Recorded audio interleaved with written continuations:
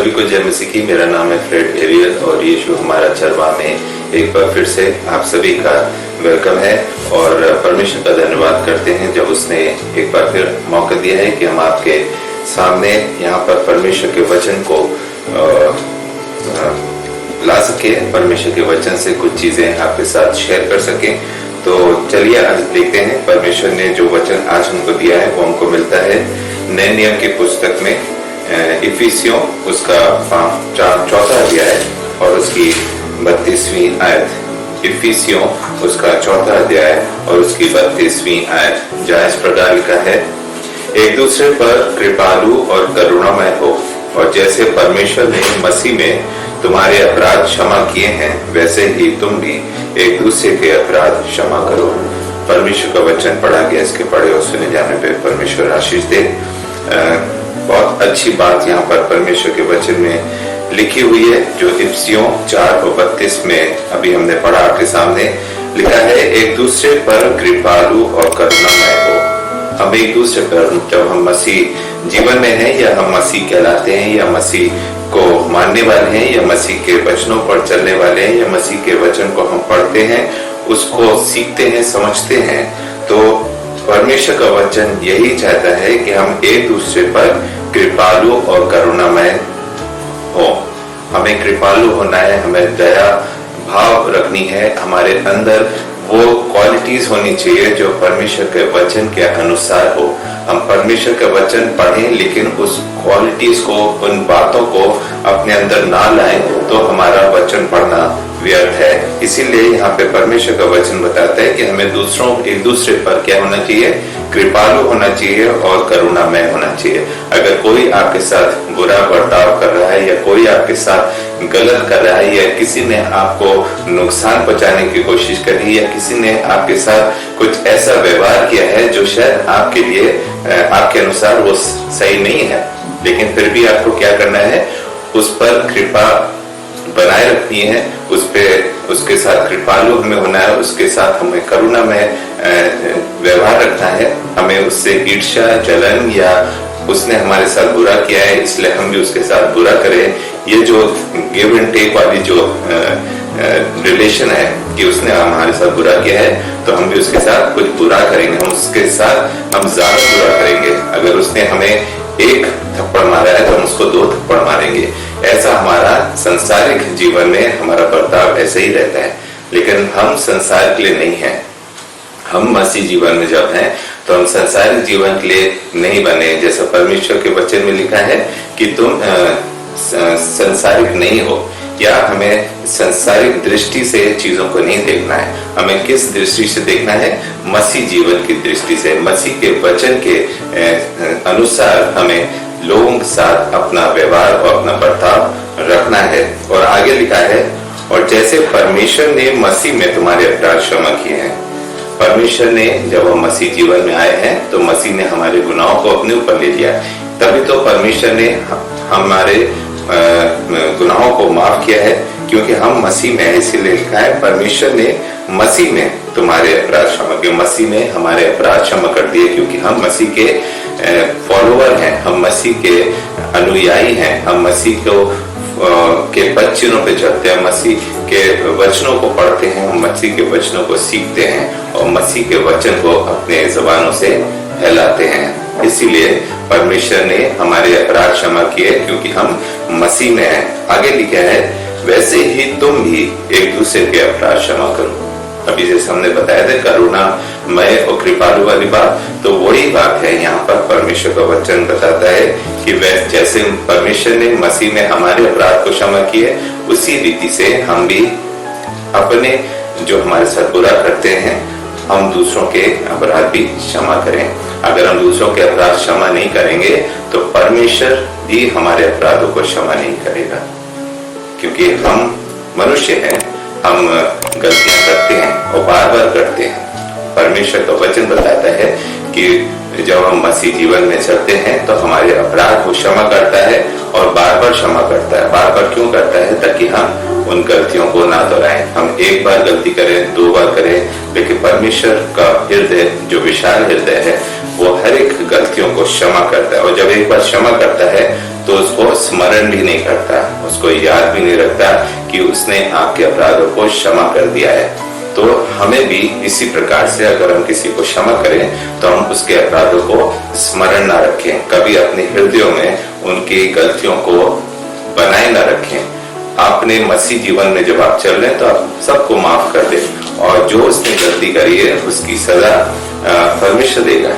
क्योंकि अगर आपके साथ जेन्युइनली उसने कुछ गलती करी है जो आपको चोट पहुंचाई है या आपके साथ जो बर्ताव किया है जो उसे नहीं करना चाहिए लेकिन उसने किया है, तो उसकी सजा अगर गलत है तो वो परमेश्वर के द्वारा वो अपराध की क्षमा पाएगा।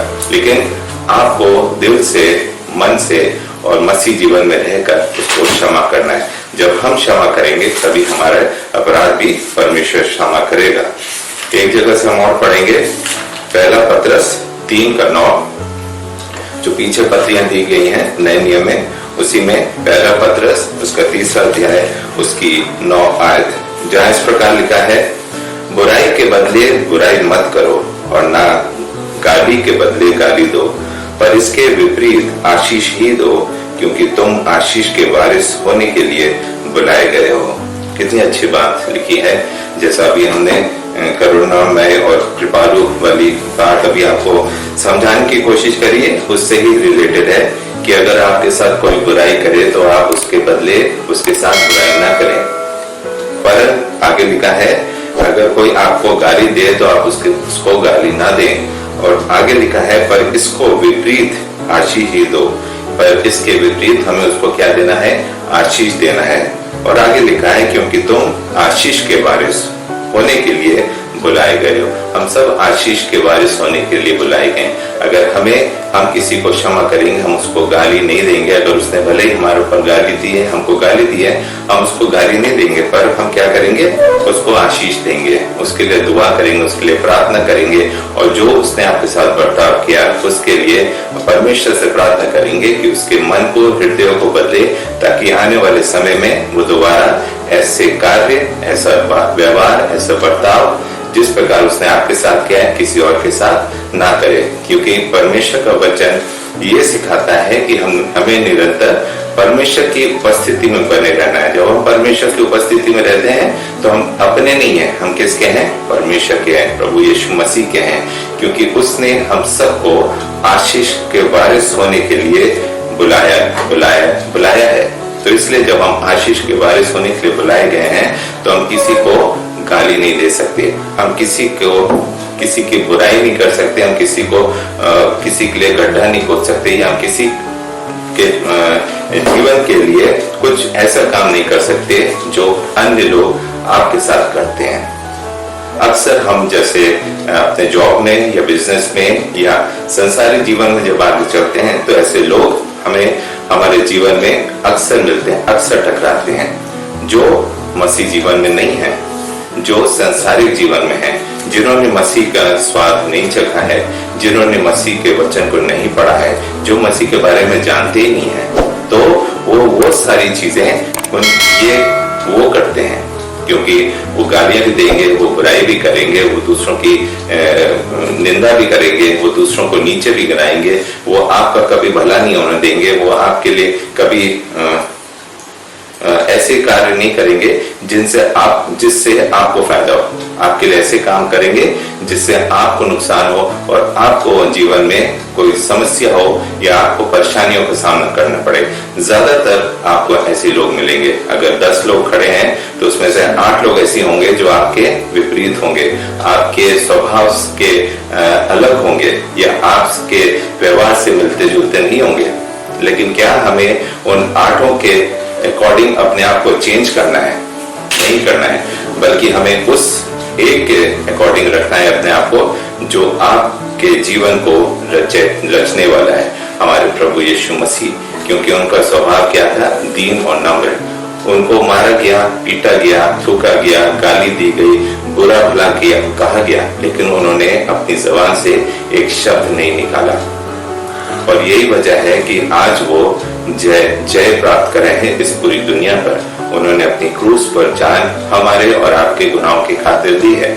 अगर वो भी ऐसे ही करते, प्रभु यीशु मसीह, कि उनके साथ तो बुरा किया गया है, तो वो भी ऐसे ही बर्ताव करते सबके साथ, तो उनमें और प्रभु यीशु मसीह में क्या फर्क था?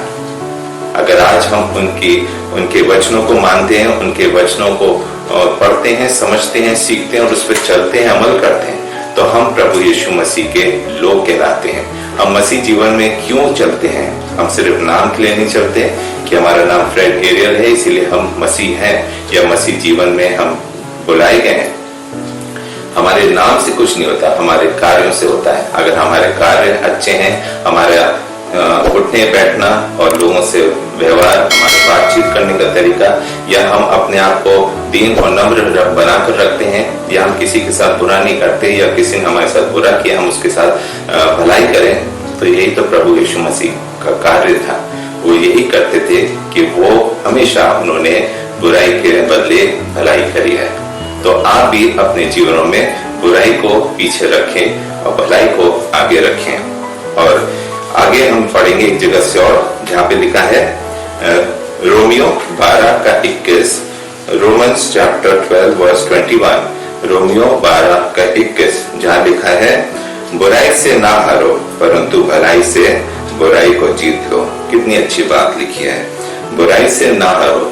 आपके साथ जितनी भी बुराई होती रहे, आप उससे मत हारिए, बल्कि क्या करिए, परंतु भलाई से बुराई को जीत लीजिए। आप उन लोगों के साथ भलाई करिए और बुराई को जीत लीजिए।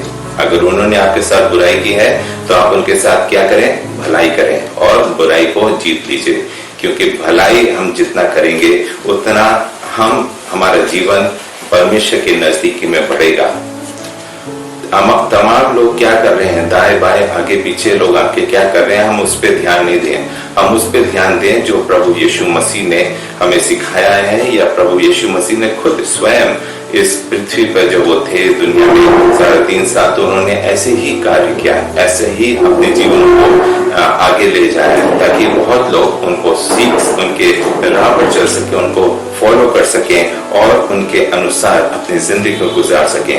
क्योंकि हर एक जीवन में एक रोल मॉडल होता है। जब हम संसारी जीवन में होते हैं तो हमारा कोई ना कोई किसी न किसी को हम फॉलो करते हैं, उनकी अच्छाइयों को हम पकड़ते हैं। लेकिन अब हमारा रोल मॉडल कभी कोई बुरा इंसान नहीं होता, हमेशा रोल मॉडल कौन होता है, अच्छा इंसान होता है। तो जब हम आदमी जीवन में चलते हैं तो हमारा प्रभु यीशु मसीह, जिसने पूरी दुनिया, पूरी सृष्टि को रचा है, तो वो भी हमारे लिए बहुत बड़ा रोल मॉडल है। क्यों ना हम उसको फॉलो करें, हम संसारिक लोगों को क्यों फॉलो करें, हम आत्मिक जीवन में आगे बढ़ें और परमेश्वर के वचन के अनुसार अपने जीवन को गुजार पाएं। एक जगह से हम और पढ़ेंगे मत्ती 6:12 में, एक जगह से हम और पढ़ेंगे मत्ती उसका 6वां अध्याय उसकी 12वीं आयत, जहाँ इस प्रकार लिखा है, और जिस प्रकार हमने अपने अपराधियों को क्षमा किया है वैसे ही तू भी हमारे अपराधों को क्षमा कर। ये हम प्रभु की प्रार्थना जो है हम बोलते हैं, जब उसमें पूरी प्रार्थना दी है 9 से 13 आयत में आप पढ़िएगा, लेकिन 12वीं आयत जो है वो इसी से रिलेटेड है, जहाँ पे लिखा है, और जिस प्रकार हमने अपने अपराधियों को क्षमा किया है वैसे ही तू भी हमारे अपराधों को क्षमा कर। ऐसी हम प्रार्थना करते हैं प्रभु यीशु मसीह से, परमेश्वर से हम ऐसी प्रार्थना करते हैं कि जैसे हमने अपने अपराधियों को क्षमा किया। हम प्रार्थना तो बहुत करते हैं, लेकिन क्या हम अपने अपराधियों को क्षमा कर पाते हैं? शायद नहीं कर पाते हैं, क्योंकि बहुत वाजिब सी बात है कि जब हम संसार में चलते हैं तो ऐसे लोग मिलते हैं जो मसीह नहीं है, तो हम उनको सोचते हैं हम क्यों इनको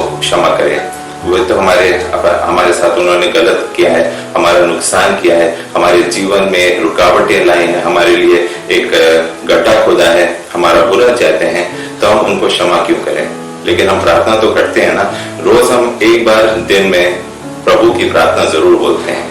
जब हम प्रभु की प्रार्थना बोलते हैं तो उसमें ये बात जरूर बोलते हैं कि जिस प्रकार हमने अपने अपराधियों को क्षमा किया है वैसे ही तू भी हमारे अपराधों को क्षमा कर। वैसे ही हम चाहते हैं परमेश्वर भी हमारे अपराधों को क्षमा करे, क्योंकि हमने अपने अपराधियों को क्षमा किया, हमने तो नहीं किया, लेकिन फिर भी हम एक्सपेक्ट करते हैं परमेश्वर से कि वो हमारे अपराधों को क्षमा करे। अगर हम एक्सपेक्ट करते हैं कि वो हमारे अपराधों को क्षमा करे, तो हमें भी अपने अपराधियों को क्षमा करना पड़ेगा, तब हम इस बात को बोल सकते हैं अपने मुंह से। अगर हम अपने अपराधियों को क्षमा नहीं कर सकते तो हमारी इस प्रार्थना को, और खास तौर से जो 12वीं आयत है, इसको बोलने का कोई मायने नहीं है। तो यहाँ पर जो आज परमेश्वर का वचन हमें दिया है, यह हमें सिखाने की कोशिश करी है, वो यही है कि मसीह जीवन में हमारा नया जीवन किस प्रकार होना चाहिए। तो मसीह जीवन में हमारा नया जीवन इसी प्रकार होना चाहिए कि जो हमने रोमियो 12:21 में पढ़ा था, बुराई से ना करो परंतु भलाई से बुराई को जीत लो। तो हमें बुराई से नहीं आना है, परंतु भलाई से बुराई को जीत देना है। आशा करते हैं इस छोटा से वचन आपके जीवनों में कार्य करे और आप इस वचनों से बहुत कुछ सीख सकें और दिन प्रतिदिन परमेश्वर के वचन के अनुसार आप अपने जीवनों में आगे बढ़ने पाए। May God bless you all.